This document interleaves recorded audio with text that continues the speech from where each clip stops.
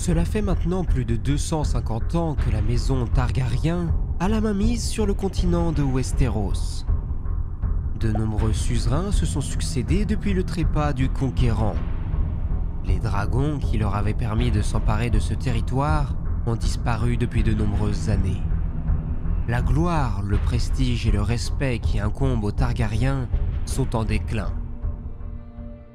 Malgré tout, leurs plus terribles rivaux du dernier siècle, les descendants de la maison Feu Noir, ont tout récemment disparu avec la défaite et la mort du dernier prétendant au cours de la guerre des rois à 9 sous. C'est dans ce contexte qu'Aerys, deuxième du nom, accède au trône de fer alors qu'il n'a que 18 ans. Au premier abord, celui-ci n'avait rien d'un grand roi, mais il n'avait pas non plus les défauts des plus mauvais seigneurs qui avaient pu régir les 7 couronnes. Cependant, il n'était pas dénué de charme. C'est cet atout qui lui avait permis de se faire quelques amis d'importance. C'est au moment de son accession au trône que d'importantes naissances ont lieu. Tout d'abord dans les terres de l'orage, où le gouverneur obtient un fils qu'il nomme Robert. Et dans le nord, l'épouse du gouverneur Stark met au monde leur fils héritier, un certain Brandon. Et moins d'un an plus tard, un second voit également le jour, Eddard.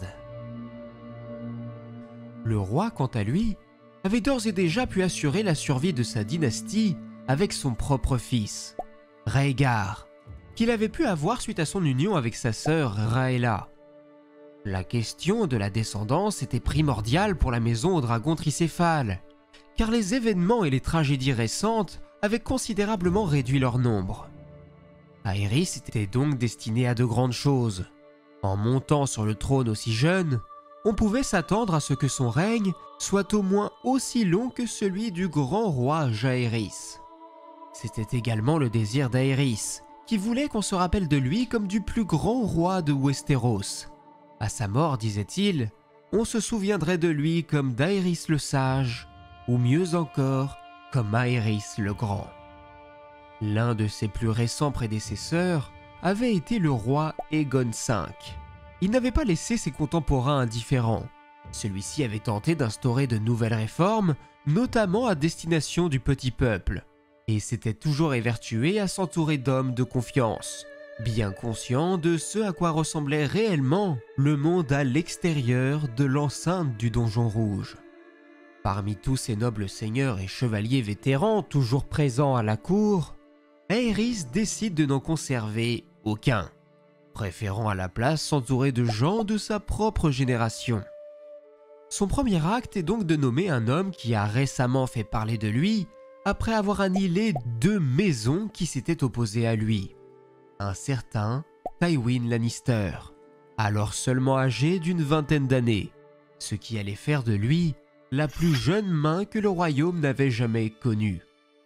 Mais la poigne de fer du jeune homme et ses capacités d'intendance allaient s'avérer être un atout de poids pour le nouveau suzerain. Les 2 hommes n'étaient pas des inconnus l'un pour l'autre. Tywin avait été le page du précédent roi au cours des dernières années, ce qui les avait conduits à combattre côte à côte lors des batailles les opposant au Feu Noir et à leurs mercenaires. Une grande amitié était ainsi née. Plus édifiant encore, le chevalier Lannister avait pu compter sur Aerys comme son écuyer. L'honneur d'adouber le futur roi lui avait donc été réservé.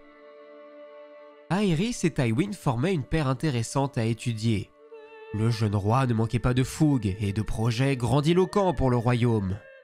Néanmoins, celui-ci ne pouvait jamais passer outre ses désirs plus matériels ou bien son attirance pour la gente féminine.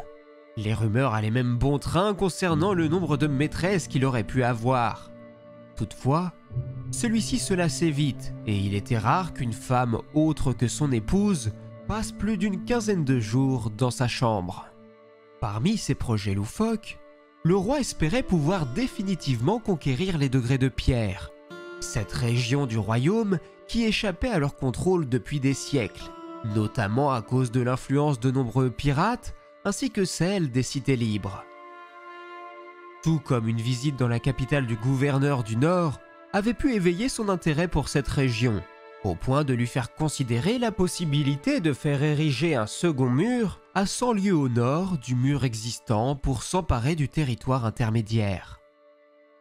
Le roi fut également particulièrement marqué par l'odeur dégagée par sa cité, que d'aucuns surnomment la puanteur de Port-Réal, ce qui lui donna l'idée de faire ériger toute une cité entièrement en marbre sur l'autre versant de la Néra. Lorsque la couronne entre en conflit ouvert avec la banque de fer de Bravos, suite à un différend lié aux dettes du royaume, le roi promet de faire bâtir la plus impressionnante flotte de guerre jamais vue et de mettre le titan à genoux. Tout comme lors d'une visite à Lancélion, il peut promettre à la princesse locale de faire creuser un immense canal qui permettrait de faire fleurir les déserts arides de leur région. Voilà ce qu'était Aerys. Un beau parleur, un homme avec des rêves plein la tête, mais jamais en mesure de les concrétiser. Car en réalité, aucune de ses idées ne se révélait être suffisamment intéressante pour qu'il se promette effectivement de les exécuter. Tout comme pour ses maîtresses, il se lassait très rapidement. Aerys passait tout aussi vite d'une idée farfelue à une autre. Dans un autre contexte moins favorable, le royaume aurait pu se retourner contre ce roi rêveur. Heureusement, celui-ci avait pris une sage décision en nommant Tywin comme sa main. Car tandis que lui pouvait rêver et flagorner, le gouverneur de l'Ouest pouvait assurer le bon fonctionnement du royaume. Le grand maître Pycelle, qui avait pu les côtoyer durant 2 années grâce au siège qu'il avait pu obtenir au sein du conseil restreint, disait de la main que les dieux l'avaient façonné pour régner. Et nul n'était aveugle à cet égard. Aerys avait beau porter la couronne, c'était bien le Lannister qui en exerçait le pouvoir. Celui-ci mit ainsi un terme au conflit déclenché par le roi avec la banque de fer en utilisant l'or extrait des mines des Lannister pour prendre les dettes du royaume à son compte et pour s'assurer de la fidélité des autres seigneurs du royaume. Il abroge également les réformes mises en place par Aegon V qui réduisaient leur pouvoir, tout comme il diminue les charges et taxes à destination des marchandises importées afin de favoriser le commerce et donc l'essor des grandes cités portuaires telles que Villevieille, Port-Réal et bien sûr Port-Lanis. Ce qui lui permet de se faire de nombreux amis chez les riches négociants, tout en établissant des relations cordiales et fructueuses entre le royaume et les cités libres. Cependant, s'il pouvait se montrer aussi ouvert avec les familles les plus riches, la main n'hésitait jamais à se montrer implacable vis-à-vis de ceux qui pouvaient tenter de profiter de la situation pour s'enrichir injustement, et surtout au détriment du peuple. Tywin avait également mis un point d'honneur à rénover les anciennes routes et à en faire construire de nouvelles, tout comme il s'évertuait à organiser de nombreux et grandioses tournois à travers tout le royaume pour satisfaire l'ensemble de ces petites gens. Toutefois, la réputation de la main du roi n'était pas ce qu'elle semblait être. Celui-ci n'avait aucun ami véritable. Ses sujets le servaient avec loyauté et respect, mais essentiellement parce qu'ils avaient pu être les témoins de ce qu'il en coûtait de s'opposer au lion d'or des Lannister.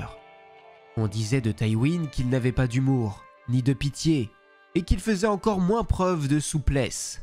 En bref, qu'il était fier et cruel. Cela n'avait rien d'étonnant. Tywin s'était construit en tant qu'homme en opposition totale avec ce qu'était son père, Tytos. Un homme faible, gras, un incapable. Il avait failli conduire les Lannister à l'extinction. Dès lors, son fils s'était juré de ne pas tomber dans les mêmes travers, de reprendre les choses en main et d'assurer que sa maison lui survivrait pendant des générations. Seul le devoir semblait guider la main du roi. Rien d'autre n'avait de valeur à ses yeux. Pour assurer sa descendance, Tywin épouse sa cousine, Joanna Lannister. Contrairement à ce qu'on pouvait dire de lui, à propos de sa personne et sur l'aspect relationnel qu'il pouvait entretenir avec quiconque, d'aucuns considèrent que son amour pour son épouse était sincère et véritable, profond et durable. D'après Pycelle, seule Joanna avait connaissance de l'homme que pouvait être Tywin une fois que sa carapace lui avait été retirée. En contradiction avec leur union, le mariage royal ne connaissait pas le même succès. La reine Raela était obligée de faire avec les impudeurs de son mari quant à ses nombreuses relations extra-conjugales. Cependant, il lui inconvenait que fasse, comme elle le disait elle-même, de ces dames ses catins. Leur relation n'était donc pas au beau fixe.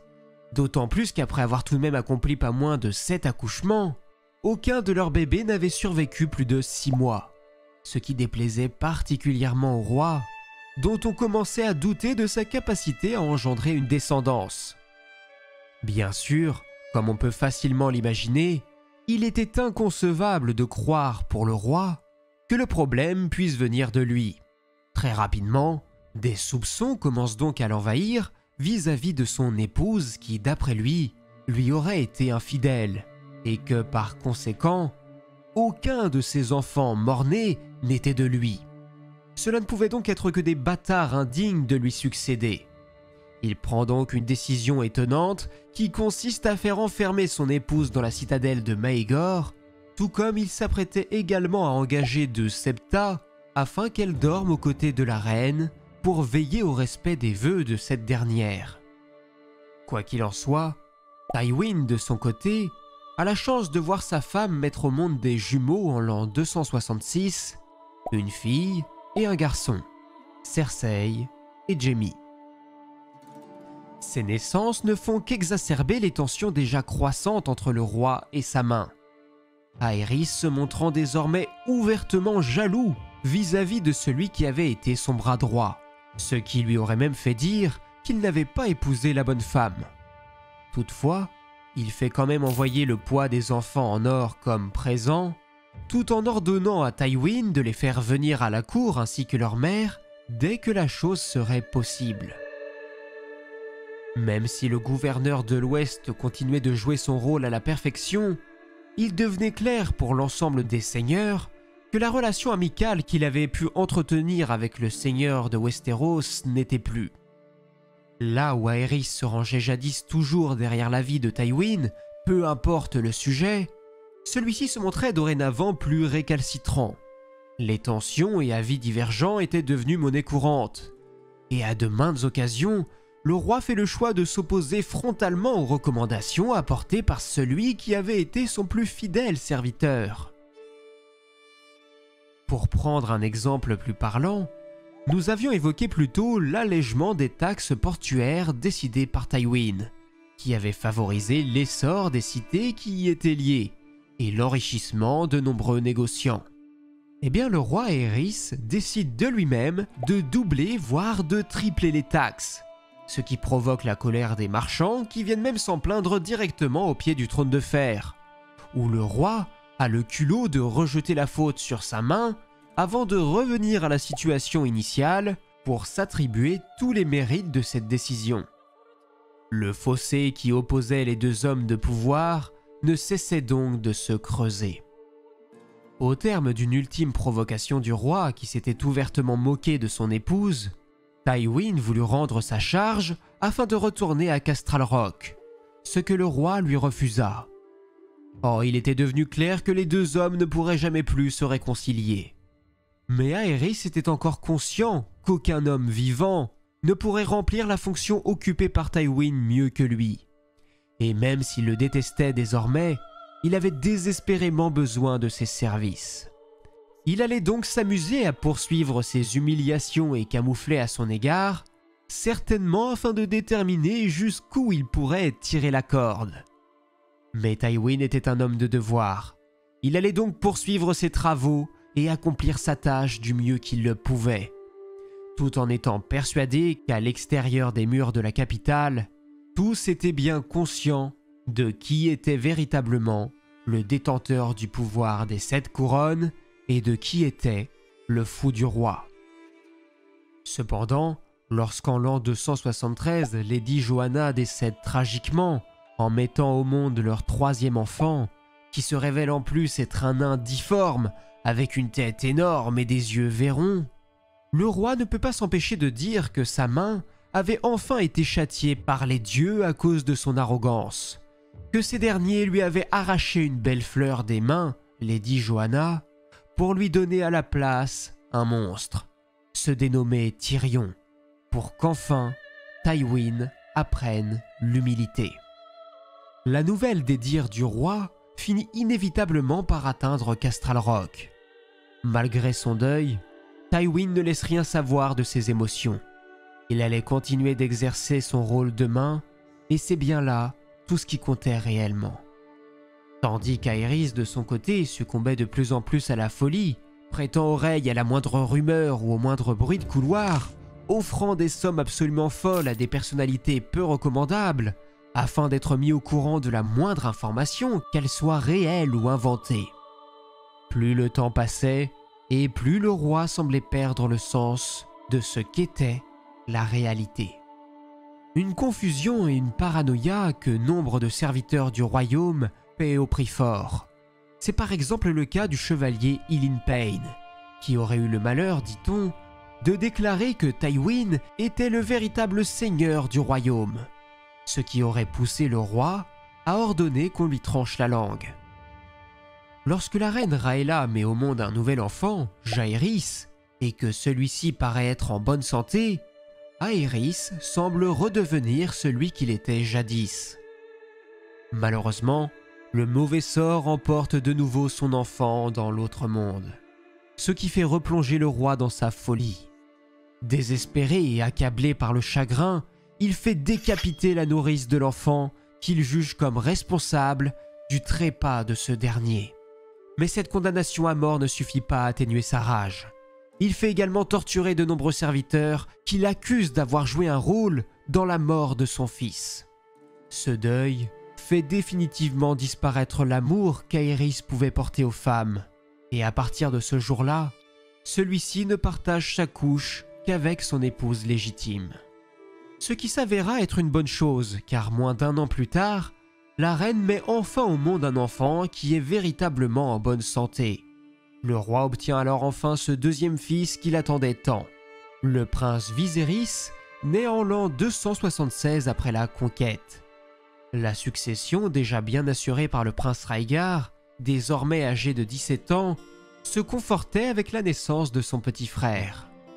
Toutefois, la perte de tant d'enfants et la survie miraculeuse de celui-ci allait plonger le roi dans une profonde et intense paranoïa.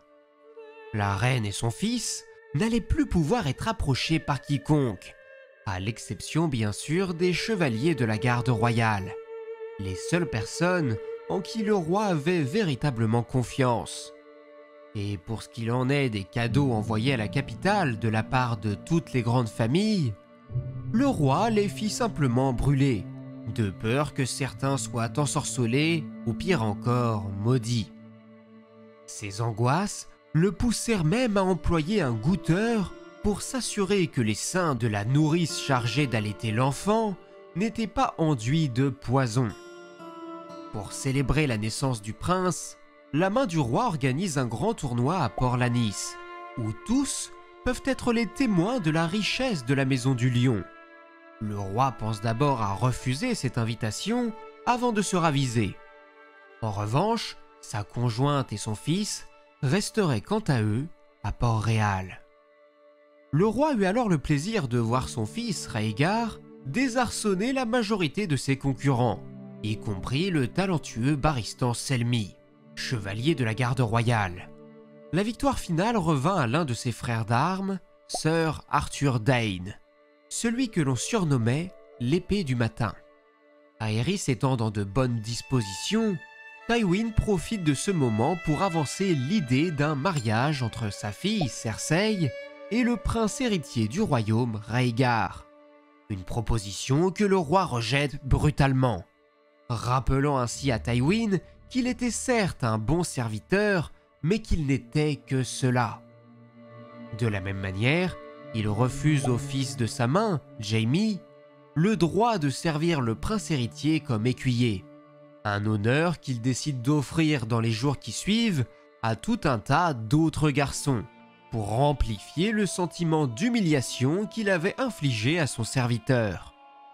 La folie croissante du roi n'était plus une rumeur, Celle-ci se vérifiait et s'amplifiait de jour en jour. Mais le coup fatal qui allait être porté sur la santé du roi intervient certainement lors des événements tragiques de ce que l'on surnomme le défi de Sombreval, qui eut lieu en l'an 277. Sombreval était une place forte de Westeros, disposant d'un passé légendaire. La maison qui occupait ces terres n'était pas dénuée de prestige. On avait pu compter pas moins de 7 chevaliers sombrelins à avoir pu servir dans la garde royale au fil des âges. Une véritable fierté pour cette maison, dont le blason comptait justement 7 boucliers blancs pour y faire référence. Avec la croissance exponentielle de certaines cités, Port-Réal en tête, Sombreval avait vu son prestige décliner fortement. Chose que le seigneur de l'époque, Denis Sombrelin, chercha logiquement à enrayer. D'après les bruits de couloir de l'époque, les paroles de son épouse originaire de Myre auraient également pu empoisonner son esprit pour le monter contre son roi. Quoi qu'il en soit, Denis était bien décidé à obtenir plus de souplesse de la part de la couronne pour faire retrouver à sa cité sa gloire passée, en se basant notamment sur l'exemple de Dorne, qui avait accepté de rejoindre enfin le royaume en échange de certains avantages administratifs. Ce genre de négociation était peut-être quelque chose de commun de l'autre côté du détroit, mais pour ce qu'il en est de Westeros, la main du roi se montra particulièrement ferme lorsque l'offre arriva sur sa table. Le principal danger, s'il avait eu la mauvaise idée d'accepter, aurait été la possible escalade qui aurait pu s'ensuivre. N'importe quel petit seigneur aurait alors été en droit de demander le même genre d'avantage. Malgré ce premier refus, Denis ne perd pas espoir. La suite de son plan consistait à profiter des tensions que tout le monde connaissait entre le roi et sa main pour faire pencher la balance en sa faveur.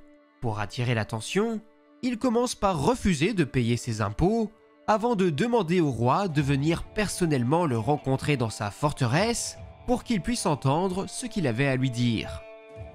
Tywin, comme son rôle l'exige, avise son roi de ne pas s'y rendre, que faire une telle chose serait bien trop dangereux. Mais Aerys n'en fait qu'à sa tête et se jette justement la tête la première dans ce qui est bel et bien un piège, qui permet à Lord Denis de capturer le roi et d'en faire son otage. Une fois cette histoire répandue au reste du royaume, la masse populaire enjoint leur seigneur à prendre les armes et à prendre d'assaut Sombreval pour châtier les rebelles. Cependant, la forteresse des Sombrelins n'était pas dénuée de défense. Leur château était même réputé pour sa robustesse. L'attaquer de front ne serait pas une chose aisée. Tywin ne pouvait pas rester sans rien faire, et d'aucuns savaient que ce ne serait pas son choix. D'ailleurs, le royaume tout entier l'observait. Il fait donc convoquer tout un tas de chevaliers afin de les conduire personnellement devant les portes de Sombreval pour réclamer à ce qu'on leur rende leur roi. Mais Lord Denis refuse. Il en profite également pour les menacer de faire exécuter le roi si jamais les hommes à sa porte tentaient de forcer le passage. Certains parmi les conseillers de la main estimaient qu'il ne pouvait s'agir que d'un bluff.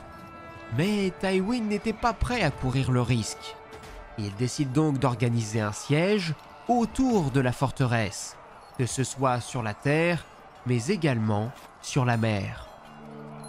Voyant toujours plus de troupes s'accumuler en bas de ces murs, la confiance de Lord Sombrelin se met à vaciller. Celui-ci tente à plusieurs reprises de lancer des négociations auprès de Tywin, mais celui-ci refuse. Son défi, comme il l'avait lui-même appelé, ne pourrait s'achever que d'une seule manière, à savoir avec la libération du roi et la capitulation de l'ensemble du château. Le siège s'étale donc sur près de 6 mois, et une demi-année après la capture du roi, la main fait savoir à son ravisseur que s'il ne se rend pas prestement, il va être dans l'obligation d'ordonner l'assaut de sa forteresse dès le lendemain. Mais Lord Sombrelin refuse une fois encore. Dans la nuit, tandis que les troupes se préparent à l'inévitable bataille, Tywin se rend une nouvelle fois auprès de son conseil restreint, dont on dit aujourd'hui que la majorité se montrait assez récalcitrante vis-à-vis de l'attaque qui devrait avoir lieu. Ceux-ci étant évidemment inquiets pour leur roi, qui serait sûrement exécuté. D'après la légende, Tywin leur aurait alors répondu que de toute manière, si le pire devait arriver, ils auraient la chance de pouvoir déjà compter sur un bien meilleur souverain en la personne du prince héritier Rhaegar.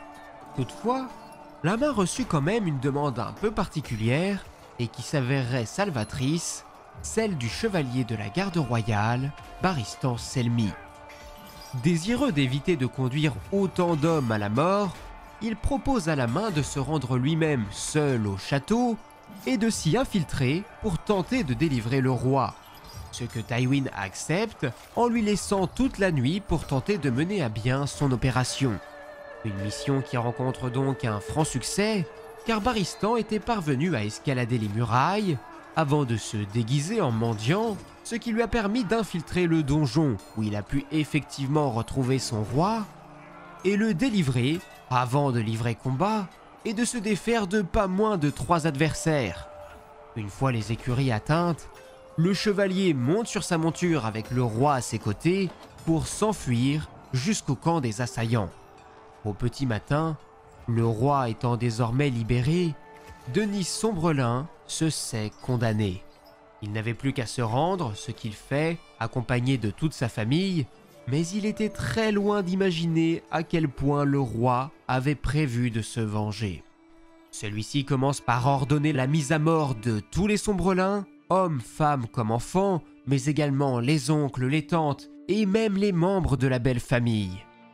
De tous, seul le jeune garçon, Dontos de la maison Hollard, est sauvé, suite à l'intervention et la requête de Barristan que le roi ne peut pas refuser. Pour les autres, ils sont tous exécutés. Le défi de Sombreval marque la disparition de cette prestigieuse famille de Westeros. Mais le pire des sorts est certainement celui réservé à l'épouse de Lord Denys, puisque le roi ordonne à ce qu'on lui tranche la langue ainsi que les attributs de la féminité avant de la faire brûler vive. Ces 6 derniers mois de détention avaient clairement et définitivement fait basculer le roi dans la folie. À partir de cette date, celle-ci n'allait plus faire que croître au fil des ans. Aerys avait été traumatisé par les Sombrelins qui l'avaient brutalisé, et à compter de ce jour, plus personne n'aurait désormais le droit de le toucher. Celui-ci n'allait même plus se laver ni s'entretenir, et il allait laisser ses ongles pousser, tout comme ses cheveux. Plus le temps passait, et plus il prenait réellement l'apparence d'un monstre.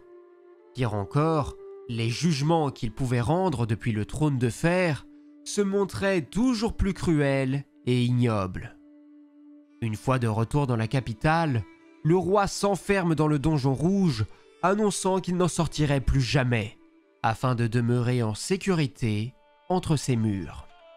Mais ces mesures prises par le roi ne faisaient qu'amplifier sa propre insécurité. Celui-ci s'était même mis à douter des intentions de l'ensemble des personnes qui composaient son entourage, y compris son propre fils, le prince Rhaegar, dont il commençait à croire que ce dernier complotait pour s'emparer du trône plus rapidement. En l'an 278, le roi fait convoquer le gouverneur des terres de l'orage, Lord Stephen, avant de lui confier une importante mission, celle de trouver une épouse digne de son fils, qu'il irait chercher sur les terres de l'ancienne Valyria. Le fait que le roi confie une tâche d'une telle ampleur à un homme autre que sa main voulait déjà tout dire. On supposait même qu'à son retour, Aerys le nommerait officiellement comme sa nouvelle main. Malheureusement, ce retour n'aurait jamais lieu. Le navire de Lord Stephen est pris dans une tempête dans la baie des Naufrageurs, ce qui provoque sa disparition ainsi que celle de son épouse. Tout cela sous les yeux de leurs enfants dont Robert et Stannis, qui ont pu assister à la scène depuis les murailles d'Accalmie. Quand la triste nouvelle arrive à la capitale, le roi entre dans une rage folle qui lui fait même dire que la disparition de Stephen était sans aucun doute un autre des nombreux complots de Tywin, et qu'il était désormais condamné à le garder comme sa main, sans quoi il le ferait sûrement assassiner lui aussi. Pour pallier à cette crainte, le roi fait désormais en sorte de ne croiser la route de sa main que lorsque la chose est déjà absolument nécessaire, et surtout il ne le fait qu'en la présence de ses 7 gardes royaux pour veiller sur lui. C'est également à cette période que le roi fait venir un étrange individu depuis la cité libre de Pentos, quelqu'un que l'on surnomme l'araignée, pour sa capacité à tisser sa toile remplie d'espions à travers tout le royaume. Le dénommé Varys, pour qu'il le serve comme son nouveau maître des chuchoteurs. Dans les mois qui suivent, celui-ci devient le principal conseiller du roi. De la même manière, Aerys se montrait de plus en plus obsessionnel vis-à-vis des dragons, persuadé que s'il en avait eu, jamais quiconque n'aurait osé s'en prendre à lui personnellement. Malheureusement, aucune de ses tentatives visant à faire éclore des œufs n'avait pu porter ses fruits. Il se tourna donc plutôt vers l'intrigante guilde des alchimistes, reconnue pour sa maîtrise de la conception de ce que l'on appelle le feu grégeois. Une manière pour le seigneur des 7 couronnes d'obtenir ce qui se rapproche le plus du feu des dragons. C'est une véritable fascination pour le feu grégeois qui naît en lui. Et à partir de là, toutes les exécutions officielles se faisaient grâce au feu. Conspirateurs, meurtriers, tous étaient brûlés vifs, sans distinction. Ces condamnations semblaient procurer un véritable plaisir dans le cœur du roi. Sa folie ne faisait désormais plus aucun doute. De Dorne jusqu'au mur, nombreux étaient ceux à le surnommer le roi fou. Celui-ci semblait donc également s'éloigner de son propre fils, Rhaegar, qui en l'an 280 est marié à la princesse Elia Martell de Dorne, un mariage auquel le roi ne prend même pas la peine d'assister, notamment par crainte qu'on s'en prenne à lui. Le prince héritier s'en va donc vivre avec son épouse sur l'île de Pendragon, où ils peuvent obtenir leur premier enfant, une fille qu'ils nomment Rhaenys. Ce qui là encore ne semble pas intéresser le roi, qui ose même leur dire, lorsque le couple vient présenter leur enfant, qu'elle sent le dornien. L'année suivante marque une nouvelle rupture entre la main et son roi, lorsque celui-ci, pour pallier à la mort de l'un de ses gardes royaux, décide de proposer à sa place le fils héritier de Tywin, Jaime, comme son nouveau garde et chevalier protecteur. Après tout, celui-ci avait déjà été adoubé alors qu'il n'avait que 15 ans par le plus prestigieux chevalier du royaume, Sir Arthur Dayne. C'était donc un honneur tout particulier d'entrer dans la garde aussi jeune. Pour autant, ce prétendu honneur était également une nouvelle humiliation pour Tywin, qui venait donc de perdre son fils héritier, car en effet, un chevalier de la garde devait officiellement renoncer à toute forme d'héritage, ce qui allait donc propulser le dernier-né de la main, Tyrion, comme nouvel héritier de Castral Rock et de la Maison du Lion. Or, Tywin n'avait que du dégoût pour ce petit monstre qui lui avait fait perdre son épouse. Mais enfin, après tant d'années de bons et loyaux services, Tywin prétend souffrir d'une maladie et il implore le roi de lui retirer la charge de main. Ce qu'Aerys accepte de bon cœur, heureux de pouvoir enfin se débarrasser de cet homme qu'il craignait tant. Tywin peut donc enfin retourner à Castral Rock en compagnie de sa fille. À sa place, le roi nomme le Lord Owen Merryweather comme nouvelle main, quand bien même celui-ci n'était aucunement en mesure de répondre aux exigences d'un tel poste. Mais ce choix était volontaire, car désormais, le roi était persuadé qu'en se faisant accompagner d'un incapable, tous auraient bien conscience de qui gouverne réellement le royaume. Quelque temps plus tard, c'est Westeros tout entier qui est remué lorsque le seigneur Walter Went décide d'annoncer son projet de grand tournoi qu'il allait organiser à Harrenhal. Un événement qui semble anodin, mais qui à terme allait bien finir par sceller le destin du dernier des rois Targaryens. Si vous avez aimé cet épisode, n'hésitez pas à laisser un j'aime, un commentaire et à le partager à vos amis. Ensuite, n'oubliez pas non plus de vous abonner pour ne rien manquer de la suite de l'histoire. Nous nous retrouverons très vite pour découvrir comment la folie d'Aerys va pousser les plus grands seigneurs de Westeros à s'unir pour le renverser et mettre un terme à la glorieuse lignée des Targaryens.